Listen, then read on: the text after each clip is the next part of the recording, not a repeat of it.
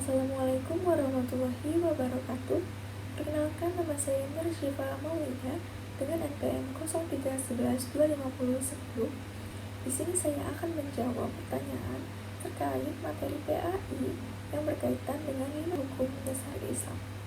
Yang pertama yaitu Tauhid. Tauhid adalah sumber utama yakni dengan menegaskan keesaan Allah, dengan meyakini bahwa Allah hanya satu-satunya yang kita taati dan kita sembah, atau disebut dengan tauhid uluhiyah, dan dengan meyakini bahwa Allah yang sebagai pencipta, pemelihara, dan pengatur atas segala sesuatu yang terjadi di alam semesta, atau disebut dengan tauhid rububiyah. Dengan tauhid dapat menumbuhkan kepercayaan bahwa setiap ujian yang dialami oleh manusia itu berasal dari Allah dan pasti memiliki hikmah di baliknya. Oleh karena itu, kita harus melaksanakannya dengan sikap tawakal dan sabar dalam menghadapi ujian itu, sesuai dengan dalil yang berbunyi la yukallifullahu nafsan, yang artinya Allah tidak akan membebani seseorang melainkan sesuai dengan kemampuannya. Yang kedua ada akhlak. Akhlak adalah cerminan dari keimanan seseorang. Muslim mengajarkan umatnya untuk berperilaku adil, jujur, amanah, serta berbuat baik kepada sesama. Penerapan di kehidupannya yaitu seperti jujur dalam melaksanakan ujian, bertanggung jawab dan amanah atas tugas yang diberikan.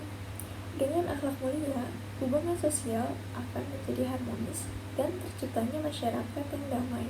Sesuai dengan dalil yang membahas tentang akhlak, yaitu hadis riwayat Muslim yang berbunyi inna ahabbakum ilayya wa aqrabakum minni majlisa yauma qiyamati ahasinukum akhlaqan, yang artinya sesungguhnya orang yang paling aku cintai dan paling dekat denganku di hari kiamat adalah orang yang paling baik akhlaknya.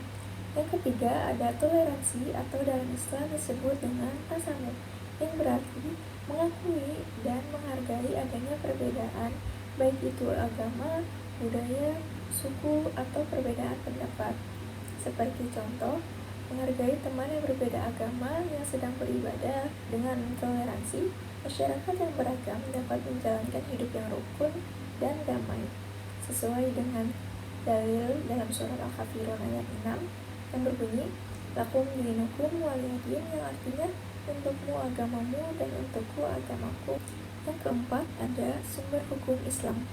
Sumber hukum Islam adalah pedoman hidup umat muslim dalam menyelesaikan persoalan. Sumber hukum yang disepakati oleh para ulama ada 4. Yang pertama yaitu Al-Quran. Al-Quran adalah wahyu Allah sebagai sumber hukum utama yang tidak dapat berubah. Yang kedua ada hadis.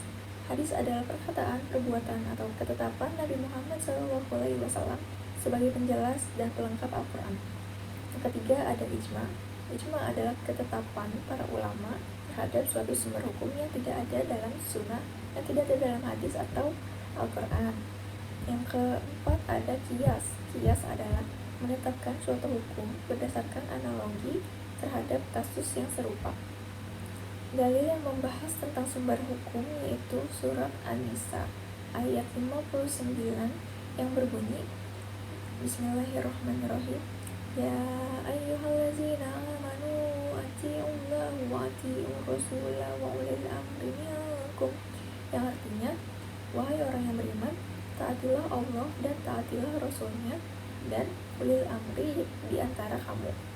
Penerapan dalam kehidupan yaitu seperti menjadikan Al-Quran sebagai pedoman utama untuk mengambil keputusan. Yang terakhir ada jihad. Jihad secara bahasa adalah bersungguh-sungguh atau mencurahkan segala kemampuan. Namun, dalam konteks modern, jihad memiliki makna yang lebih luas dan tidak hanya mengacu pada perang fisik, yang dinamai dengan perang akbar atau perang melawan diri sendiri. Seperti contoh, berjuang melawan hawa nafsu, berjuang melawan godaan dari setan, berjuang untuk disiplin dalam beribadah, sesuai dengan hadis riwayat Ahmad yang berbunyi jahidu anfusakum wahwakum kama tujahidu a'daakum, yang artinya berjihadlah melawan nafsu dan keinginanmu sebagaimana melawan musuhmu. Mungkin itu saja yang dapat saya sampaikan, kurang lebihnya mohon dimaafkan. Wassalamualaikum warahmatullahi wabarakatuh.